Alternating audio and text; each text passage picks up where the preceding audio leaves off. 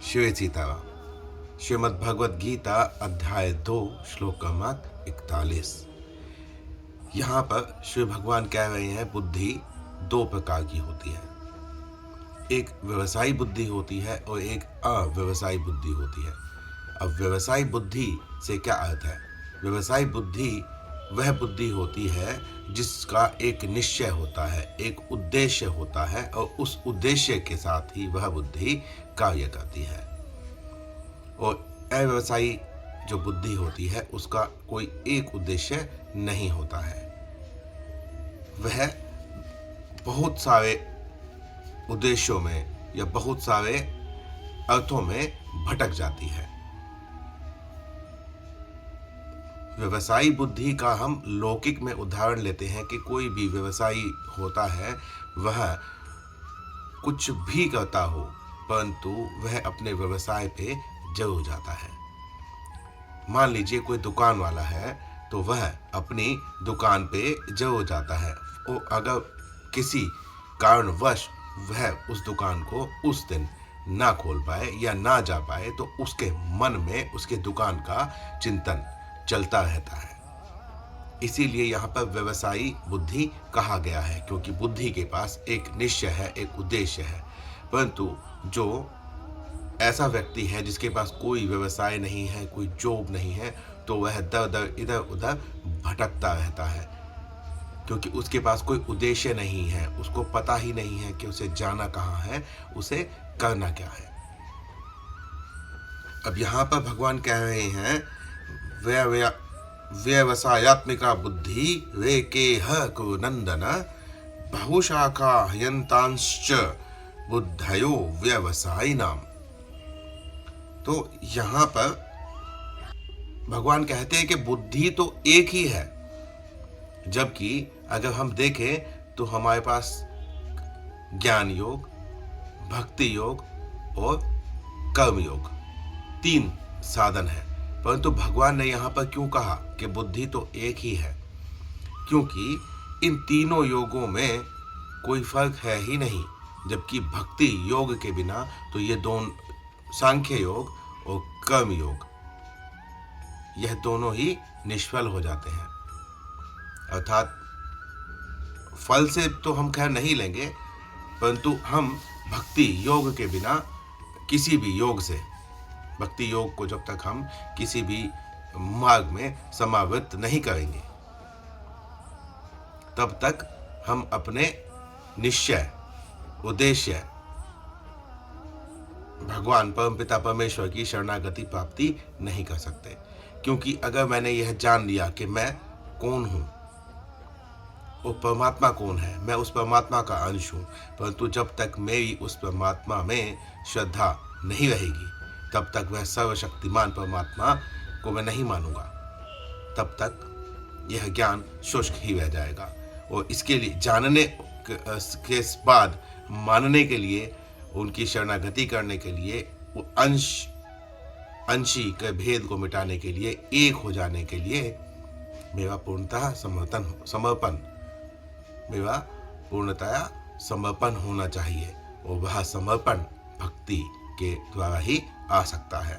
हम गुरु में श्रद्धा रखते हैं, गुरु की वाणी पर संदेह नहीं करते, यह भी तो एक भक्ति ही है। हम माता पिता में की बातों पर शंका नहीं करते, वह जैसा आदेश देते हैं हम उसका उस तरह का ही कार्य करते हैं, उनका सम्मान करते हैं, उनके चरणों की वंदना करते हैं, तो यह भक्ति ही है। ऐसे ही कर्मयोग, यदि मैंने यह जान लिया कि यह एक मशीन है तो क्या जानने भर से मेरा उद्देश्य पूरा हो जाएगा? नहीं होगा। मुझे उसके लिए उस मशीन को चलाना पड़ेगा। तो यहाँ पर कर्म योग भी महत्वपूर्ण है, क्योंकि वह कर्म तो करना ही है। कर्म किए बिना किसी भी क्षण नहीं रहा जा सकता। हम सोते जागते उठते बैठते कोई ना कोई कर्म करते ही रहते हैं। तो लेकिन कर्म को करने का सही तरीका क्या है, यह हमें कर्म योग बताता है, और वह ज्ञान योग से मिलकर ही बनता है। अब जब हम कर्म कर रहे हैं तो उसका फल भी तो हम किसी को समर्पित करेंगे ना। जब हम समत्व में स्थापित होंगे।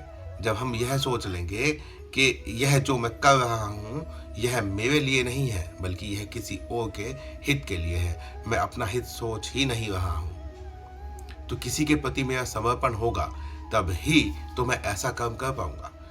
तो इसीलिए यहाँ पर भी भक्ति योग की कर्म योग के साथ आवश्यकता रहती ही है।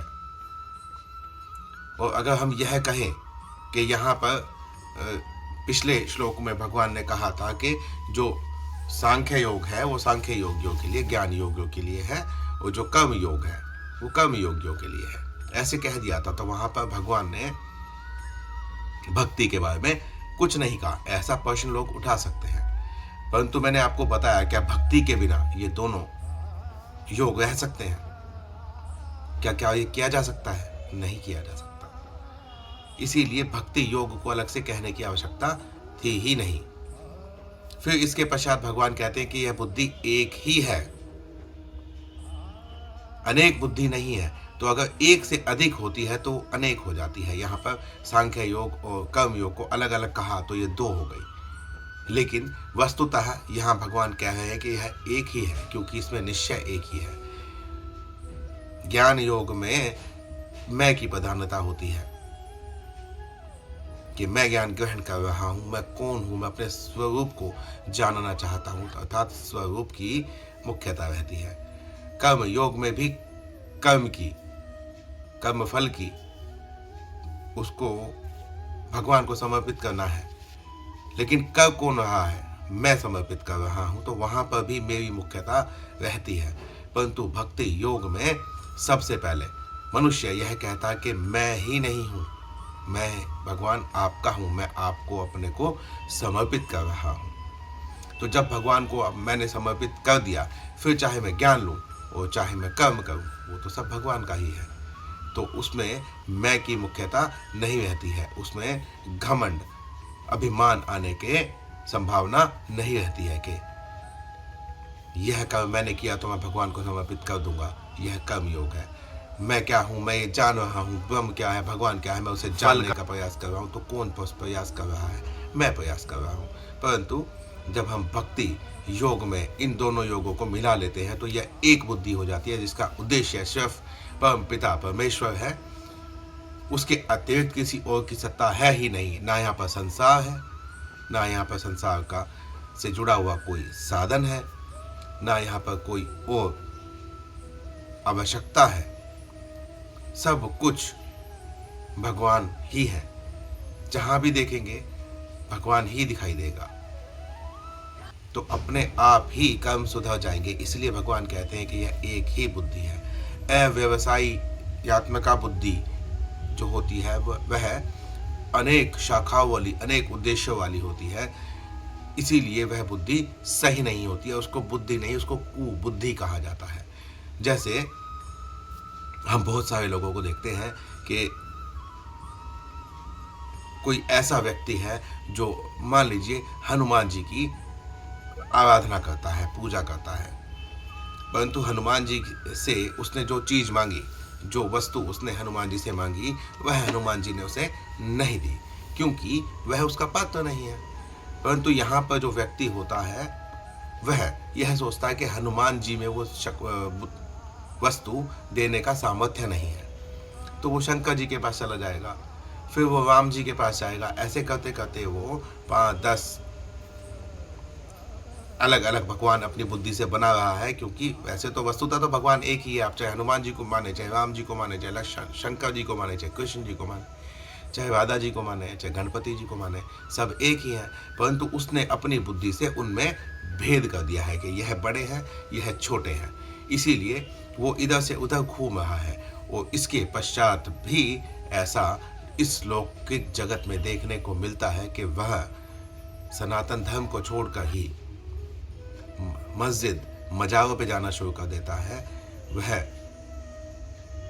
सनातन धर्म को छोड़कर ईसाई मिशनरियों के पास जाना शुरू कर देता है, बुद्धिस्ट बन जाता है। और भी कितने सारे मत पंथ संप्रदाय हैं जो इसी सनातन से निकल के गए, क्योंकि सनातन है तो यह तो सदा से है, परंतु यह सब मत पंथ संप्रदाय बाद में आए। तो आएंगे कहाँ से? जहाँ कुछ होगा तभी तो आएंगे। तो ये ऐसे ही जो ये अलग अलग अलग मत बने हैं, यह अव्यवसायी बुद्धि से ही बने हैं। जिस बुद्धि के पास अपना कोई निश्चय नहीं है, कोई शरण ही नहीं है, अनाथ जैसे घूमने वाले लोगों का आप क्या ही कर सकते हैं। एक पिता परमपिता परमेश्वर जिसके निश्चय में नहीं है, वह किसी भी योग में स्थित हो ही नहीं सकता। ना ही वो ज्ञान योग में स्थित होगा, ना ही वो भक्ति योग में स्थित होगा, और ना ही वो कर्म योग में स्थित हो सकता है। इसीलिए भगवान यहाँ पर कहते हैं कि बुद्धि तो एक ही है, परंतु मार्ग अलग अलग है, और इसमें कोई भी मार्ग छोटा या बड़ा नहीं है।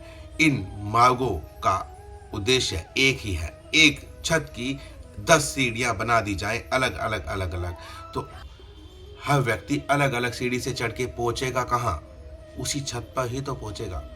तो इसीलिए अलग अलग अलग अलग बुद्धि को कुबुद्धि ही कहा जाता है। जब इस मार्गों को कोई छोटा या बड़ा समझेगा तो उसे कुबुद्धि कहना चाहिए। इसलिए बुद्धि एक ही है जिसका निश्चय एक है। आशा करता हूं मैं खुद भी समझ पाया होऊंगा और आपको भी समझा पाया होऊंगा। मिलते हैं अगले श्लोक में, अगले वीडियो में। शिव सीताराम।